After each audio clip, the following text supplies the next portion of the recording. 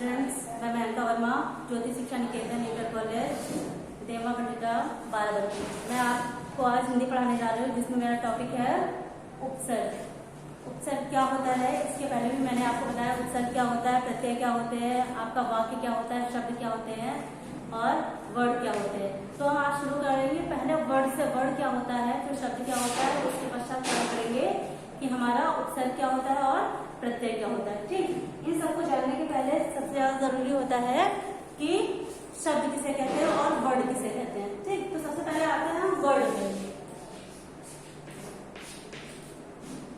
Word किसे कहते हैं? ठीक, सबसे पहले तो हमारा अगर हमारे मन में कुछ आता है, कोई भी शब्द पढ़ते, तो इन सबको समझने से पहले ये होना चाहिए कि वर्ड क्या होता है। ठीक, जब हम छोटे को जानेंगे तभी हम उसको ग्रो करके आगे की चीजों को जान पाएंगे, है ना। वर्ड किसे कहते हैं? ठीक, तो वर्ड का मतलब होता है ध्वनि, है ना। वर्ड का मतलब होता है ध्वनि। ध्वनि क्या होती है? जो हमारे मुंह से निर्बाध रूप से आवाजें निकलती हैं, ध्वनियां निकलती हैं, वो क्या कहलाता है? वो आपका वर्ड कहलाता है। ठीक, कहा जाएगा कि वर्ड किसे कहते हैं, तो इसकी डिफिनेशन क्या होगी, इसकी जो परिभाषा है वो छोटी सी होगी। क्या? ध्वनि का, ध्वनि के लिखित रूप को, ध्वनि के लिखित रूप को वर्ड कहते हैं।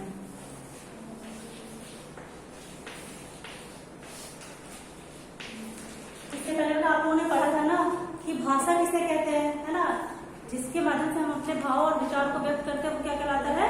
वो सारा कुछ भाषा के उसमें आता है ना। तो भाषा कितने प्रकार की होती है? भाषा हमारी जो होती है वो 3 प्रकार की मानी गई है। कौन कौन सी? लिखित मानी गई है, मौखिक मानी गई है और सांकेतिक मानी गई है। ठीक, लिखित क्या होती है, मौखिक क्या होती है और सांकेतिक क्या होती है। ठीक, तो सबसे पहले आते हैं हम लिखित पे। भाषा पे नहीं, अभी इसके बाद आपको बताना ये जरूरी है कि शब्द किसे कहते हैं, है ना। इसके बाद आप किस चीज से आओगे? शब्द, है ना। वर्ड क्या है? ध्वनि के लिखित रूप को वर्ड कहते हैं। ठीक, वर्ड भी आपके जो होते हैं वो कितने प्रकार के होते हैं? 2 प्रकार के होते हैं। एक होता है आपका स्वर और दूसरा होता है व्यंजन, है ना। स्वर क्या होता है, व्यंजन क्या होता है ना। स्वर वे ध्वनियां होती हैं जिन्हें बोलने में किसी और भी ध्वनियों का सहारा नहीं लिया जाता है, वो क्या कहलाते हैं? वो आपके स्वर कहलाते हैं। ठीक, और व्यंजन क्या होता है? व्यंजन मुंह से निकली हुई वे ध्वनियां होती हैं जिनको बोलने में हम क्या करते हैं? स्वरों का सहारा लेते हैं। ठीक, अगर ये कहा जाए स्वर कितने होते हैं, तो स्वर की संख्या को सही से कैटेगराइज नहीं किया गया है ना। कहीं कहीं पे माना जाता है स्वर की संख्या 5 होती है ना। कहीं पे कहा जाता है स्वर की संख्या 11 होती है और कहीं पे कहा जाता है कि स्वर की संख्या 13 होती है। कैसे कहा जाता है? कुछ होते हैं मूल स्वर, है ना। मूल स्वर क्या होते हैं? जो बिना किसी चीज के मिलावट के बने होते हैं। जैसे आपका आ है ना, ई है, ऊ है। ठीक, तो ये ऐसे स्वर हैं इनको बनने में कोई दूसरा शब्द या दूसरा वर्ड नहीं लगा है ना। क्यों नहीं लगा है? क्योंकि अगर आप ओ करोगे, है ना, ओ भी तो आपका स्वर में आता है कि नहीं आता है। ठीक, तो आपने संधि जब पढ़ी तो आ प्लस ऊ बराबर क्या होता है? ओ, है ना। बड़ा ऊ क्या हो जाएगा? ओ, है ना। अगर ई हो जाएगा तो ए हो जाएगा। ठीक, तो इसी तरीके से क्या होता है? कुछ मूल होते हैं और कुछ मिले हुए होते हैं, है ना। तो अगर ऐसे देखा जाए तो स्वरों की संख्या, मूल स्वरों की संख्या को मानेंगे तो 5 मानते हैं और उसके बाद केवल अगर कहा जाए स्वर की संख्या कितनी है, ठीक, तो स्वर की संख्या मानी जाती है 11, है ना। कुछ लोग क्या कहते हैं कि ये 13 है। 13 कब होते हैं? जब स्वर में अयोग वाक् को जोड़ देते हैं। ठीक, किसको जोड़ देते हैं? अयोग वाक् को। ठीक, स्वर आपके कौन कौन से होते हैं?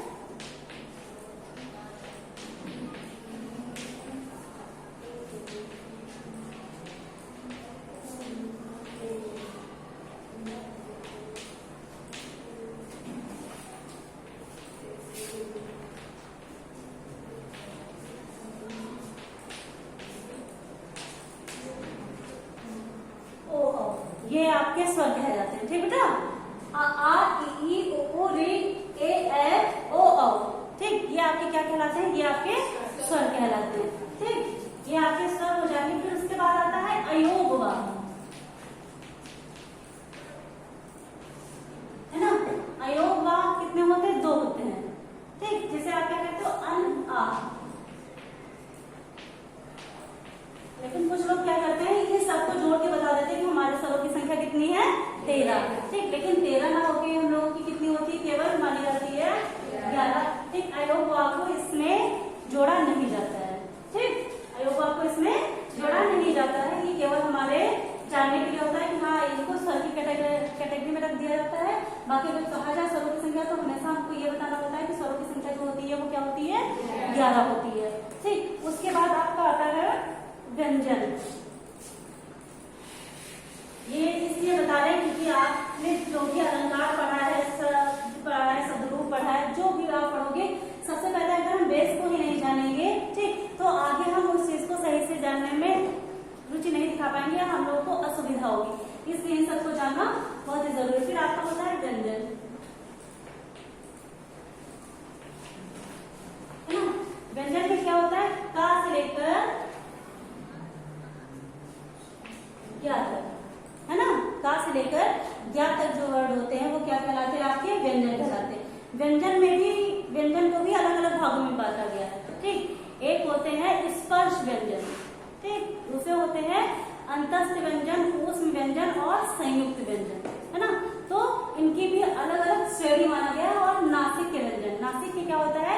जो आपका जैसे का लिख दिया, खा, ग, घ, ङ, ये लास्ट की जो 5 होती है ना, ये आपके जो आते हैं वो नासिक के में आते हैं। ठीक, मतलब इनको जब भी आप बोलते हो तो उनको बोलने में आपको जो सहारा लेना पड़ता है वो किस चीज का लेना पड़ता है? वो अपनी नाक का सहारा लेना पड़ता है। अगर आप नाक का सहारा नहीं लेते हो तो मतलब उसका सही से उच्चारण आप नहीं कर पा रहे हो। ठीक, तो का, खा, ग, घ, ङ, फिर च, छ, ज, झ, ञ, ट, ठ, ड, ढ, फिर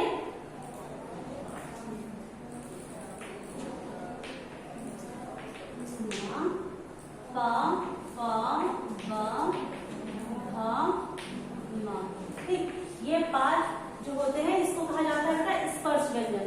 क्योंकि आप जब भी ये वर्ड बोलते हो तो आपके गले से जो ध्वनि निकलती है या वायु निकलती है, ठीक, वो आपके मुंह के जितने भाग होते हैं उनमें कहीं ना कहीं स्पर्श करके फिर वो बाहर हवा निकलती है। आप जब बोलोगे का, ख, ग, घ, ङ, तो आप देखो आपका ये कंठ जो है ना, कंठ है, उससे आवाज निकलती है ना।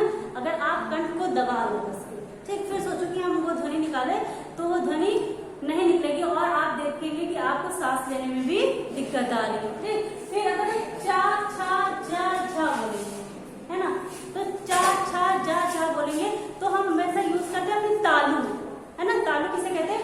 मुंह के ऊपर जो ऊपरी भाग में जो उठा हुआ सा स्थान होता है, ठीक, मुंह में जो ये उठा हुआ सा स्थान होता है, इसे क्या कहते हैं? इसे कहते हैं तालु। तालु को भी बांटा गया है, ये आपका अग्र तालु है। ठीक, अग्र तालु, अग्र का मतलब ही होता है आगे का, है ना। और ये है आपका पश्च तालु, मतलब पीछे का, है ना। अगर आप टंग लगा के देखो तो आप इसी शेप में आपकी जो जीभ है वो घूमेगी, है ना, वो गोलाकार घूमेगी और आपके सारे मतलब पूरे तालु को क्या करेगी? वो स्पर्श करेगी, है ना। और ये जो बीच का भाग होता है इसे कहते हैं मूर्धा। मूर्धा मतलब होता है श्रेष्ठ, श्रेष्ठ मतलब होता है ऊंचा, है ना। तो आपके जो तालु है उसका जो सबसे श्रेष्ठ स्थान होता है वो क्या कहलाता है? वो कहलाता है मूर्धा, है ना। आप जब बोलते हो चा, छा, जा, झा, या बोलोगे तो नाक की सहायता ली जाएगी, लेकिन आप चा, छा, जा, झा जब बोलते हो तो आपका तालु स्पर्श होता है। तालु का मतलब ये वाला था। आप बोलो चा, है ना, चा जब भी आप बोलोगे आप देखोगे कि आपकी जो जीभ है ना, वो जीभ क्या करती है? वो आपके तालु को स्पर्श करती है।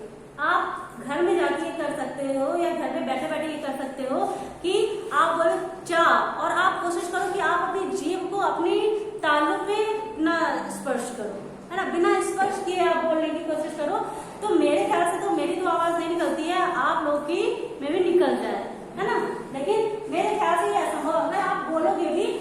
आपकी चा आवाज ना निकल के कुछ और ही निकलेगा, चाहे वो का निकले चाहे वो टा निकले। आप कहते नहीं हो कि बच्चे तोतला बोलते हैं, क्यों बोलते हैं? क्योंकि वो सही जगह पर स्पर्श नहीं कर पाते हैं, है ना। वो कहेंगे रा को ढा, क्या कर रहे हो, है ना। तो उनको ये नहीं पता है कि रा कैसे बोला जाता है और ढा कैसे बोला जाता है ना। उनको लगता है कि हाँ मैं क्या कर रहा हूँ, मैं जो बोल रहा हूँ वो सही है। ये क्या है, ये वो इन चीजों को नहीं जानते, इस वजह से उनसे ये गलतियां हो जाती हैं। लेकिन अगर हम पढ़ने लिखने के बाद भी क्या करें, ऐसी गलतियां करें तो शायद ये दिक्कत है ना। फिर आता है टा ठा डा ढा ड़ा, है ना। ये भी आपका अनुनासिक में जाएगा क्योंकि इसको बोलने में भी क्या लेते हो आप, नाक का सहारा लेते हो। बाकी के आपके ये चार हैं, है ना। इन चार को बोलने के लिए आप क्या करते हो, अपनी जीभ को मूर्धा से स्पर्श करते हो, है ना। जब मूर्धा से स्पर्श करोगे तभी आप टा बोलोगे, ठा बोलोगे। आप देखोगे कि आपकी जो जीभ है वो पलट पलट के मार रही है एक तरीके से, है ना। टा ठा डा ढा, है ना। तो ऐसा लगता है कि वो ऐसे कर रही है, टा फिर ठा, है ना।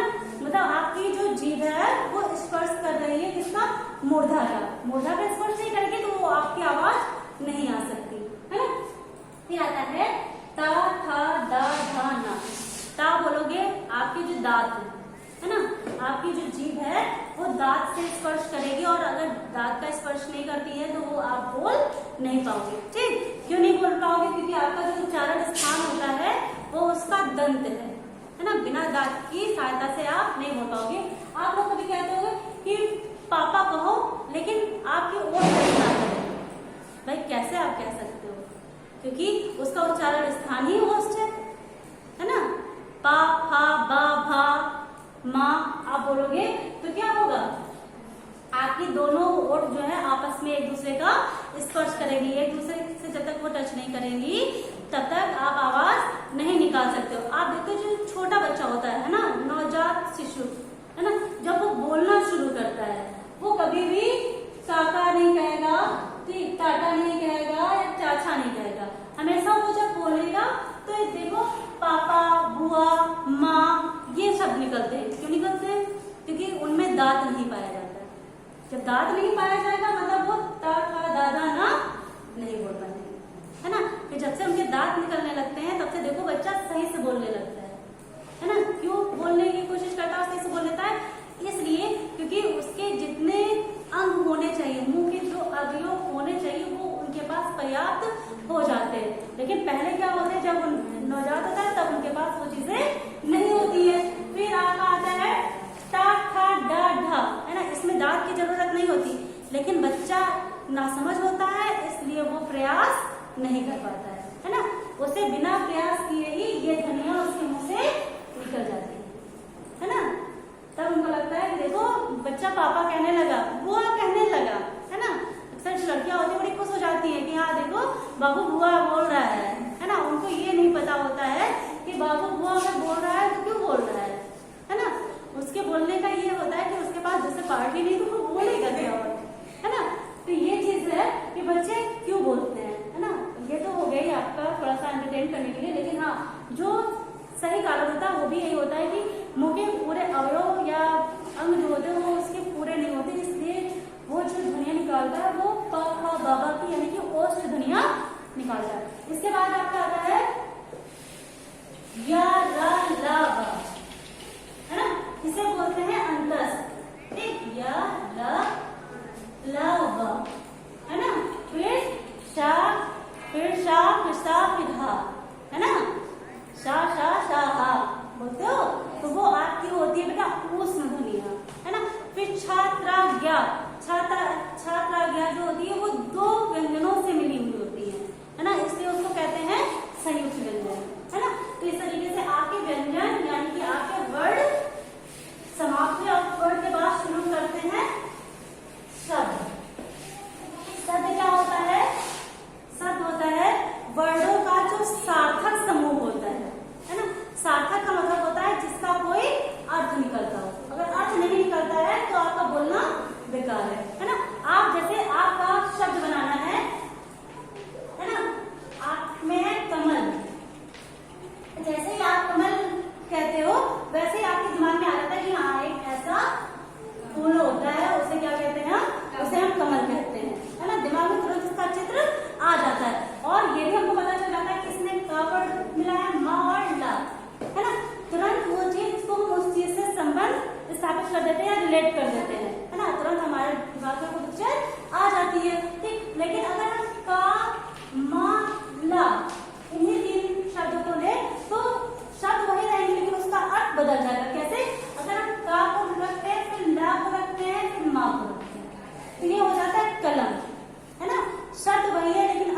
गया, इसमें बदल गया, है ना। फिर शब्द यही रखते हैं, ठीक। अगर लिखते हैं माँ को पहले कर देते हैं, ला को कर देते हैं, फिर का को पहले कर देते हैं, क्या इसका कोई अर्थ निकलता है? इसका कोई अर्थ नहीं निकलता है ना, इसका कोई अर्थ नहीं निकलता है। तो ये हो जाता है निरर्थक शब्द, है ना। शब्द के जो प्रकार होते हैं वो दो होते हैं, एक होता है सार्थक, एक होता है निरर्थक। जैसे कैसे नहीं है, चाय वाय पी ली, है ना, चाय तो समझ में आता है कि वाय क्या होता है ना। जब कुछ होता है, अगर होता होगा तो लाके मुझे दे देना, है ना। चाय तो मैं जानती हूँ लेकिन वाय नहीं जानती, ठीक। क्या कहते हैं, सार्थक होता है, सार्थक के साथ बहुत से लोग होते हैं वो निरर्थक शब्दों का प्रयोग कर देते हैं, ठीक। समझ में आया शब्द क्या होता है? आप बताते हैं अर्थ। शब्दों को केवल कहा जाता है, शब्दों को समझा नहीं जाता, ठीक। शब्द जो होते हैं वो केवल कहने के लिए होते हैं, समझने के लिए जो भी होता है वो अर्थ होता है, ठीक। अर्थ जैसे मैंने कह दिया पपीता, है ना। पपीता अगर मैंने कह दिया तो पपीता अगर कहेंगे तो आपके दिमाग में जो भी आएगा तो एक फल आएगा, है ना। फल के अलावा कोई सब्जी आ गई तुम्हारे दिमाग में? नहीं है। साइकिल तो नहीं है कि पपीता की साइकिल होती है, नहीं है ना। तो आपका जो शब्द होता है, शब्द खुद को अर्थ के माध्यम से व्यक्त करता है ना। शब्द तब तक प्रभावी नहीं होगा जब तक उसका कोई अर्थ नहीं होगा, ठीक। और शब्द बनने की प्रक्रिया में ही आपका उपसर्ग और प्रत्यय आता है, ठीक। ये तो थी भूमिका। अब आते हैं हम अपने टॉपिक पर, है ना। उपसर्ग क्या होते हैं और प्रत्यय क्या होते हैं, ठीक। उपसर्ग, है ना। उपसर्ग ऐसे होते हैं जो किसी भी शब्द के पहले जुड़कर उनके अर्थ में परिवर्तन कर देते हैं, है ना। उपसर्ग क्या होते हैं? ऐसे वाक्य ऐसे शब्द या शब्दांश जो किसी शब्द के आगे जुड़कर उनका अर्थ परिवर्तित कर देते हैं, वो क्या कहलाते हैं? आपके उपसर्ग कहलाते हैं, ठीक। क्या है इसकी डिफिनेशन?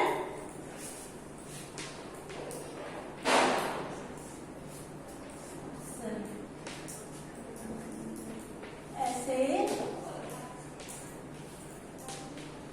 शब्द या शब्दांश जो किसी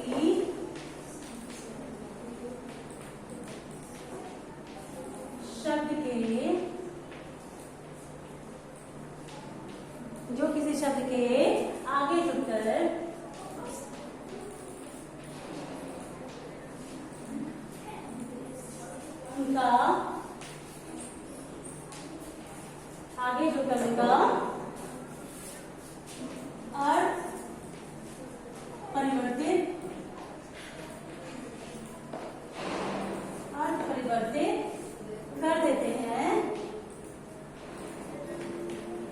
आगे जुड़कर उनका अर्थ परिवर्तित कर देते हैं, क्या कहलाते हैं? वो उपसर्ग कहलाते हैं।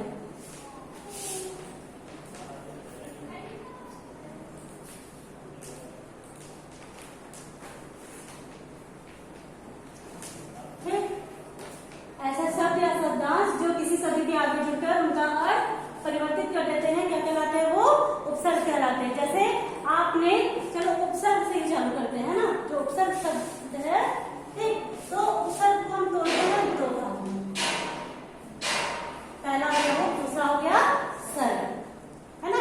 सर्ग का मतलब क्या होता है और उप का मतलब क्या होता है?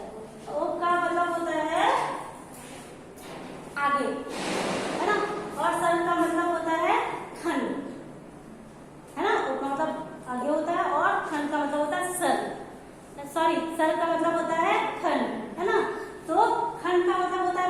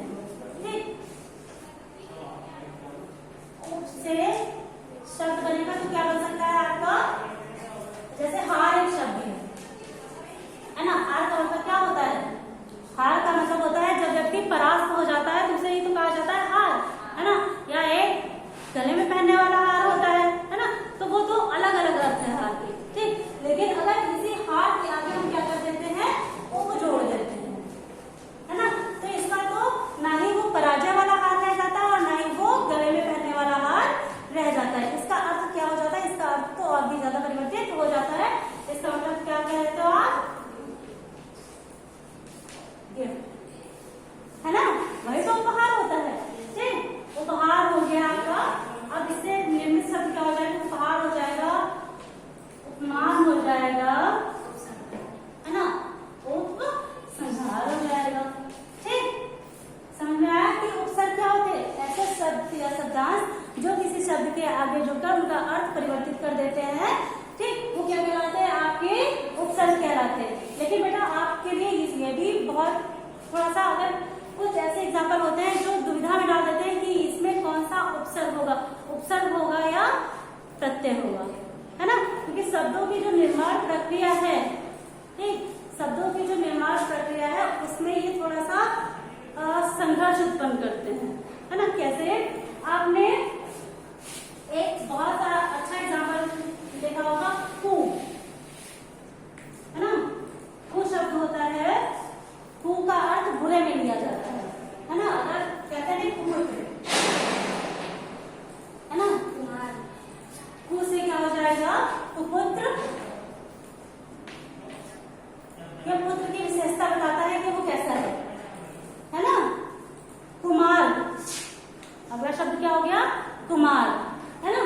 कुमार भी मार की विशेषता बताता है कि वो अच्छा है या बुरा है ना। और कुमार की देते हैं। फिर उसके बाद आता है कुलीन, है ना। क्या कुलीन भी उसी की विशेषता बताता है? कुलीन का अर्थ क्या होता है? कुलीन का अर्थ क्या होता है?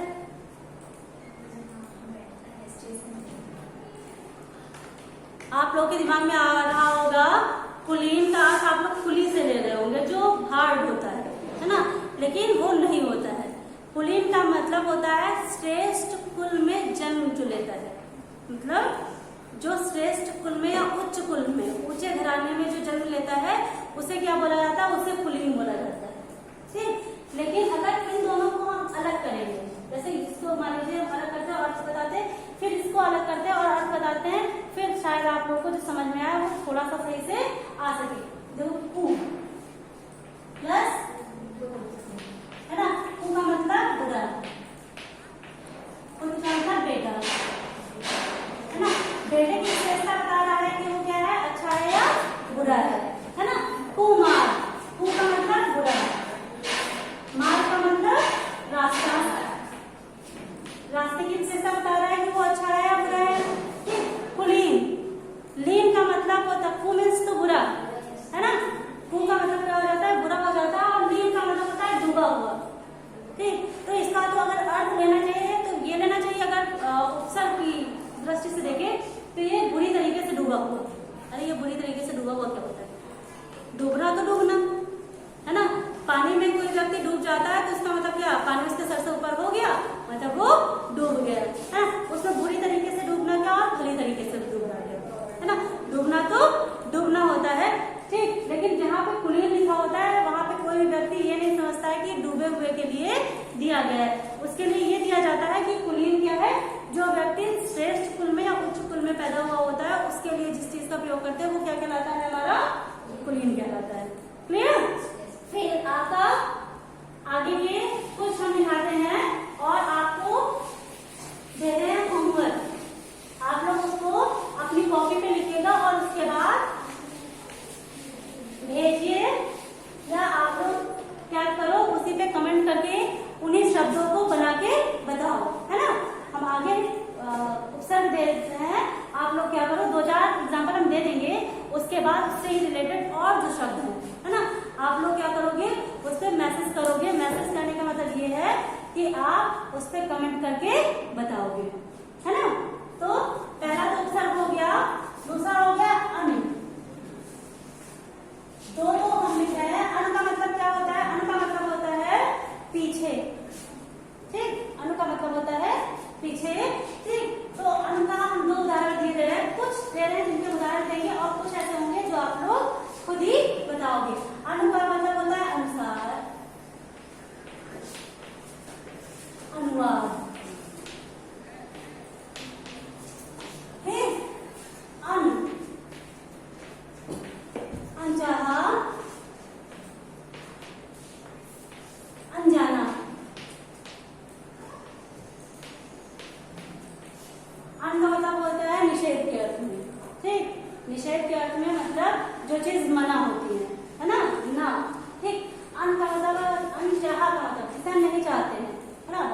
चीज होती कहते नहीं ये तो अनचाही सी चीज हो गई, है ना। तो अन का मतलब होता है निषेध के अर्थ में, जिसे हम नहीं चाहते हैं और उसके बावजूद भी वो चीजें हो जाती है, वो अन के उसमें आती है। और उसके बाद क्या है अप, अकार्यता बुरा, है ना, अपमान, है ना, अपमान, है ना, वो अलग हो गया, अपवाद, अपमान, अपवाद। अब हम क्या करेंगे, अब हम केवल शब्द देंगे और आप लोग क्या करोगे, आप उससे रिलेटेड शब्द जो होंगे शब्द बना के क्या करोगे, इसमें आप कमेंट करोगे, ठीक। अब हो गया अन, हो गया सह, हो गया सु, ठीक।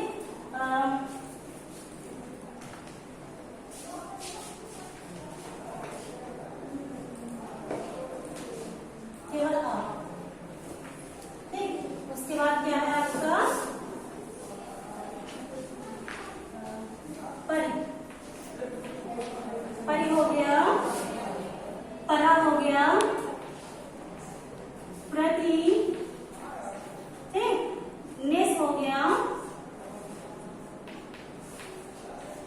ठीक, निह हो गया। निह को ऐसे भी कर सकते हो और निह को ऐसे भी कर सकते हो, ठीक। निह का एक एग्जाम्पल हम आपको दे देंगे, शायद आप लोग की समझ में आना है, ठीक।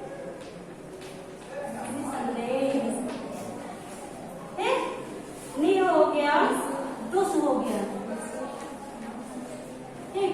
दुष्ट को आप कैसे लिख सकते हो, ऐसे भी लिख सकते हो, ठीक।